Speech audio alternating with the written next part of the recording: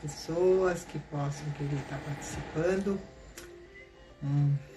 Uma expectativa não, me veio um pensamento em relação ao que eu estou postando, o que eu estou vendo que está acontecendo aí nesse mundo da ansiedade e depressão, e que está me chamando muita atenção o que está acontecendo aonde isso, né? No mundo dos jovens. É algo que tem ficado muito forte, esse olhar, o que está acontecendo, né, nesse momento na vida do jovem, quem é o jovem também, né? Então você que é profissional aqui na área, que queira ajudar, cooperar, né, com o que a gente pode abordar aqui, né? Então falar da ansiedade e depressão hoje, eu não estou buscando, não estou dando o meu foco num transtorno mental, né, que está ali, que é patológico, que tem um diagnóstico que está ali muito bem fechado. Estou querendo pegar um estágio antes e o que está acontecendo, né, hoje com os jovens, quando eu olho o núcleo familiar e o que está levando essa juventude, né, essas manifestações e com consequências até preocupantes e sérias, né, o que está percorrendo por aí. Então, um dos fatores que eu reconheço que está acontecendo, que acaba levando esses jovens para essa situação, é a quantidade de informações, né, que eles estão expostos e que de alguma forma eles também buscam, né, um lugar, um respaldo para poder dar conta do que eles estão vivendo. E não só isso, né, a gente sabe que essa fase da adolescência, da juventude, nós somos extremamente questionadores, né? Nós temos pela natureza de transformar o nosso ambiente. Então é um momento da vida onde a gente vai questionando tudo que a gente tem como aprendizado, como um conhecimento, vivência que a gente vai tendo no nosso campo social, seja ele no campo familiar, na escola. Então é uma fase da vida do jovem que ele está exposto a muitas descobertas. E nessas descobertas, hoje em dia, quando a gente olha, né, esse mundo da comunicação, da internet, isso fica mais intenso ainda. E aí o que vai acontecendo de alguma forma, o meu olhar, né? Então as famílias, de uma certa forma, elas estão ficando o quê? Dissociadas, né? Porque a gente tem, né, um mundo virtual que dá conta de uma série de conhecimento e entendimento. Só que isso está causando o quê? Uma dissociação, né? As famílias estão ficando o quê? Dissociadas, porque dão conta aqui, eles vão seguindo pessoas interessantes, com valores, com conhecimento, mas o convívio familiar, que é onde é a base, é o eixo, né? É ali que a gente está fundamentado, é o nosso eixo principal de início de formação da vida, ela está ficando distanciada. Então a família, sem ela perceber, ela está transferindo, né, uma responsabilidade que seria dela, agora não só para a escola, mas como para o meio de comunicação, esse mundo virtual. Então, de uma maneira inconsciente, né, os pais, sem perceber, estão transferindo essa responsabilidade, né, de formação de valores e conceito para esse mundo virtual. E o que vai acontecendo com esse jovem, né? Ele já está intenso no momento da vida dele e ele fica mais intenso com essa quantidade de informações. Então ele vai buscando o quê? Referências, ídolos fora, onde ele vai buscando, tendo alguma identificação.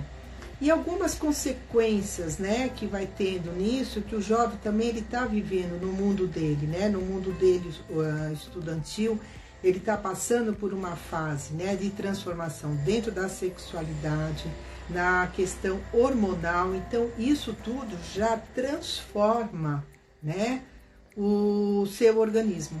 Ele fica mais intenso ainda, vai tendo esses ajustes. São sensações que ele ainda não tem domínio e conhecimento, é totalmente visceral, é vivencial, e sem ele perceber como viver essa sexualidade, né? Que hoje, né, a sexualidade também, como é posta aí na mídia, né, existe uma série de padrões de belezas, de performance, que sem ele perceber, ele vai buscando isso daí também como referência. Tem que ser isso, tem que ser dessa forma. Então esse ter que ser distancia ele de quem ele é. Então aí já é um início de uma disfunção, de um distanciamento, onde vai gerando esses estados da ansiedade e da depressão. A ansiedade do ter que ser e a depressão de que não consegue ser aquilo que é tido, né? Como é dado como uma regra aí na sociedade, né? Então a gente pensando também, o mundo que ele está vivendo, né? No mundo estudantil, dentro da sexualidade, o bullying que é tão colocado aí também, né? Como que é desenvolvido e como que as famílias, a própria escola lida, né? Com essas questões, né? Então a criança, ela vai tendo o quê? A criança ou adolescente. Então ela vai o quê? Introjetando todas essas questões dela com receios do que? De colocar isso para fora. Com receios do que? Dele ser julgado, né? De ser uma pessoa incapaz, que está errada, que é incompetente. Então ele começa a perceber as situações, ele quer viver, ele não consegue lidar com aquele mundo porque ele tem poucas experiências na vida. Ele tem poucas experiências como referência de como poder lidar com aquilo que ele está vivendo. E aqui eu estou colocando, gente, não é uma colocação que são todas as famílias, mas é o que a gente vai reconhecendo, que a gente vai levantando em pesquisas e vendo que cada vez mais essa atenção para o mundo infantil, do adolescente, da criança, tem exigido cada vez mais estudos. E a gente conseguir fechar um diagnóstico do que está acontecendo fica também um processo muito delicado e difícil, né? Porque nem sempre o jovem ele vai dizer, né, o que ele está sentindo, porque até para ele entender o que é aquele momento também está difícil para ele. E tem muitos que acabam passando pela fase, eles conseguem lidar e transformar. Então o que eu estou querendo trazer aqui, né? O que tem me chamado muita atenção. Exatamente esse núcleo familiar, gente, dos pais, e como que podem lidar e acolher esse momento do seu filho, né? Que o adolescente ele transforma relações, ele transforma os pais, porque ele traz questões que por muitas vezes os pais não estão atentos àquilo e como elaborar. E fora que hoje, né, o adolescente, ele tá aí com seus 15, 16 anos, tá já se preparando para a fase do vestibular, onde acaba tendo que uma pressão, né, da sociedade familiar no sentido assim: o que você vai ser na vida, né? O que você vai trabalhar, o que você pretende fazer da sua vida. Então tem junto com isso tudo mais essa pressão. Se nós como adultos, né, acreditamos que já estamos sendo o que a gente acredita, né, que a gente quer ser, imagina um jovem com 15, 16 anos ainda com essa pressão, né? Então ele acaba se colocando num lugar em que ele já tem que decidir, ele não pode decepcionar, ele já tem que ser uma pessoa que sabe, né, o que ele quer da vida, gente com experiência do que de 15, 16 anos, não tem como, ele está no processo do que? De construção, tá? Então, para mim, o cerne, né, que fica nessa situação, qual que é? O distanciamento da família no que se refere à capacidade de relacionamento, de comunicação, de conversa, de diálogo, tá? Como que a família, aqui a gente pegando o núcleo principal, né, dos pais, consegue estar próximos dos seus filhos, de forma que eles não olhem os seus filhos como alguém que está errado, alguém que tem problema, né? Que ele não está conseguindo manifestar as coisas e decidir o rumo da vida dele como que tem que ser. E por muitas vezes, gente, só nesse processo inicial é o momento onde qualquer problema que essa criança possa vir a ter, o adolescente, que possa desencadear no processo de ansiedade, de depressão, já desarma nessa hora. Então, o que eu trago aqui é exatamente assim, as famílias poderem o que? Recuperar essa capacidade da conversa, do diálogo, né? Que o adolescente, ele de alguma forma, ele também está manifestando o seu ambiente onde ele tem as referências dele de vida. Então, gente, é fundamental isso, né? E como que o jovem, né, ele vai manifestando, né, quando ele está começando a entrar nesses processos e que por vezes a gente não está se dando conta. Um dos fatores que eu coloco aqui é você perceber se seu filho tem muitos ídolos no mundo virtual. E você olhar quem são eles, o que eles fazem, como que eles são. E se eles têm muito ídolos fora, é porque a referência deles dentro do núcleo familiar não existe. E se existe, qual que é essa referência que tem? Quando a gente está muito fora, né, a gente está, é quase que uma manifestação de um pedido de ajuda, né? E o quanto que a gente pode estar atento a isso. Então, vocês pais, como que vocês podem olhar, percebam, né? E se está muito fora, se as referências de vida, se os valores, né, estão muito nessas referências fora do núcleo familiar, tem algo que está desajustado, né? Então, isso é algo que a gente precisa olhar com muito cuidado, né? Então, a pressão da vida, ela existe, as nossas conquistas, isso é do ser humano, não tem como. Se a gente for olhar como nós éramos, sei lá, eu aí há quantos mil anos atrás, o homem da Idade da Pedra, hoje que a gente já consegue ir aí para a Lua, para Marte, seja lá o que for. Então, essa evolução, essa transformação do ser humano é algo muito intenso, né? E ele é decorrente de uma série de situações, de momento que a gente está vivendo, que é quando a gente vai fazendo os nossos processos de evolução. E que eu chamo aqui também esses processos de evolução, hoje mais do que nunca, é um processo de expansão de consciência.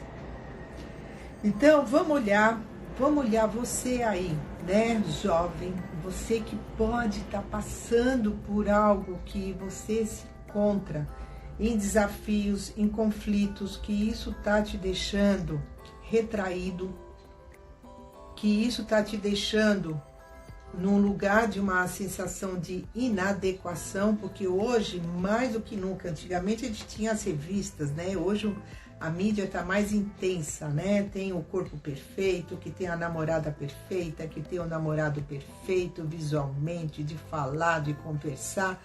E se você não está dentro daquele padrão, você já começa a se achar inadequado. E não é disso que se trata, gente. Não é o que você está vendo, é o que você está sentindo. E é o que eu falo sempre, sabe? Todos nós somos seres perfeitos naquilo que nós somos. E principalmente quando a gente está, a juventude, ela é fantástica, sabe?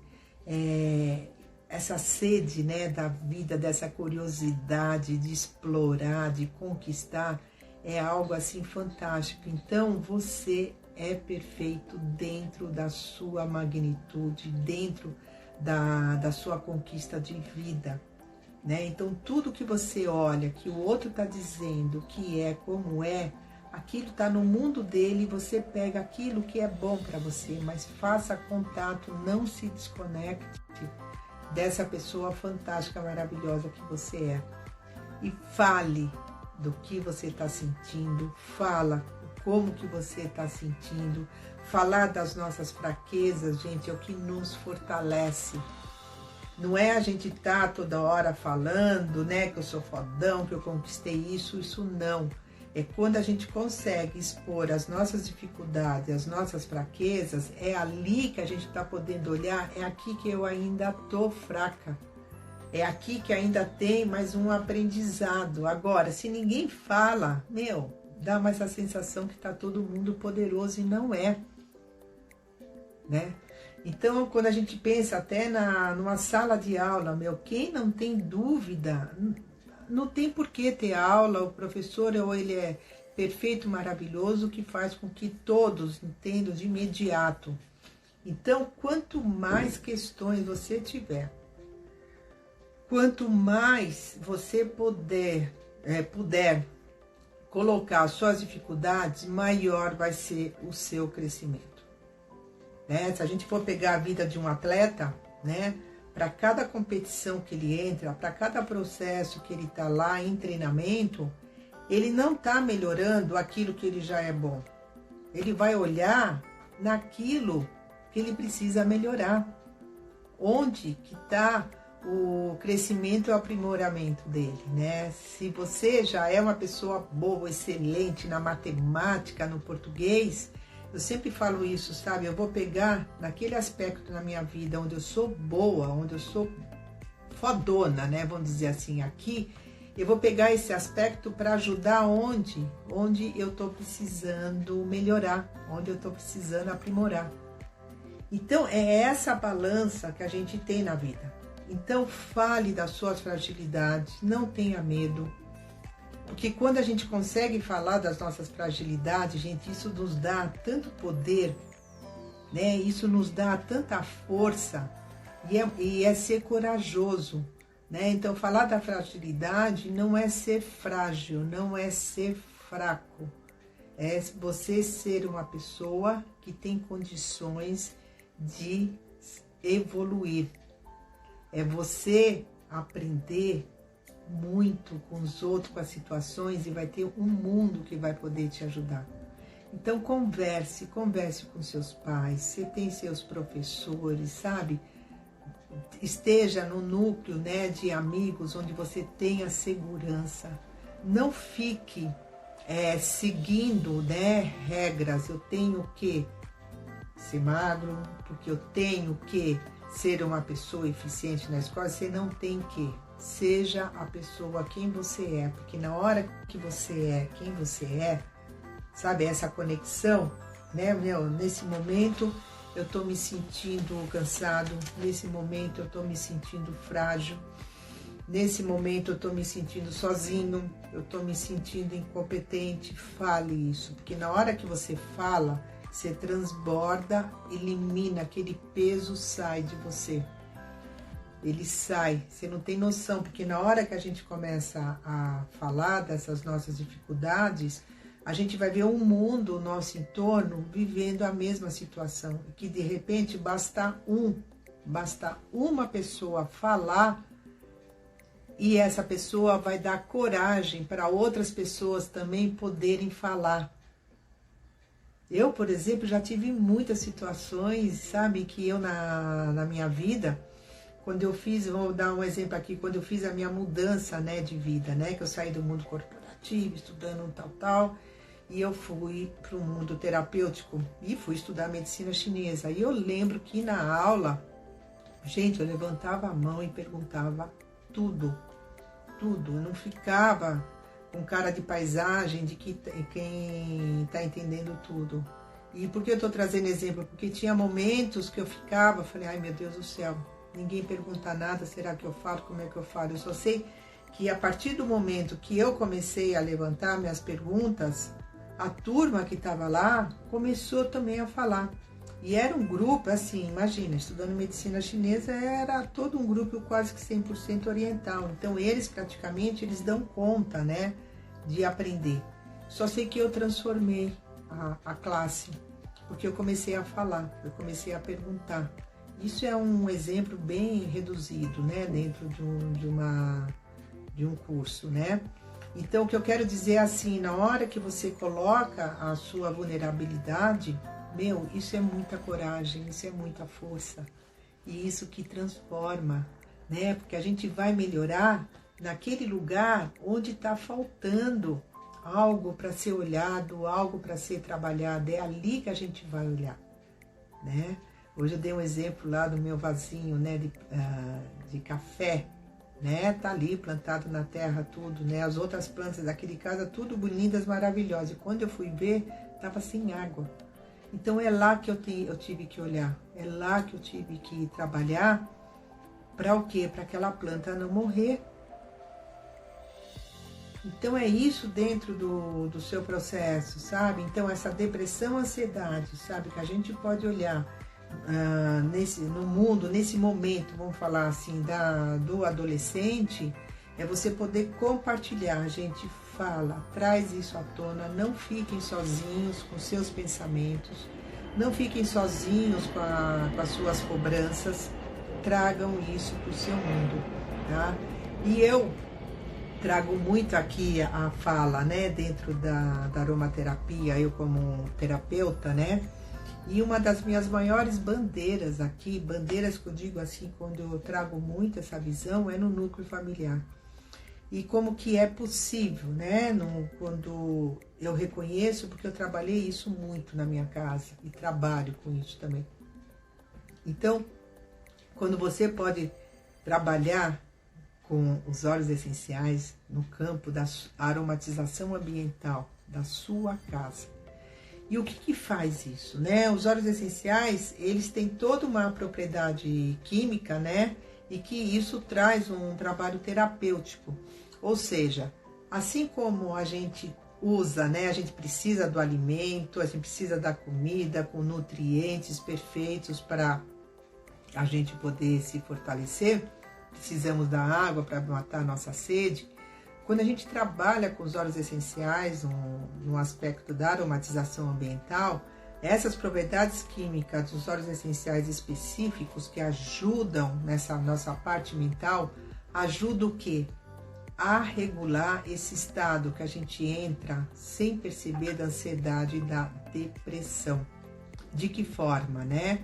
Quando a gente inala esses aromas, não sei, percebe aí quando você entra no lugar que tem um aroma gostoso, aquilo te transforma. Não sei se você já percebeu isso daí. Então, quando a gente inala os óleos essenciais, uns óleos essenciais específicos, tá? Que ajuda muito a equilibrar essa descompensação que a gente tem, que nos leva para ansiedade e depressão.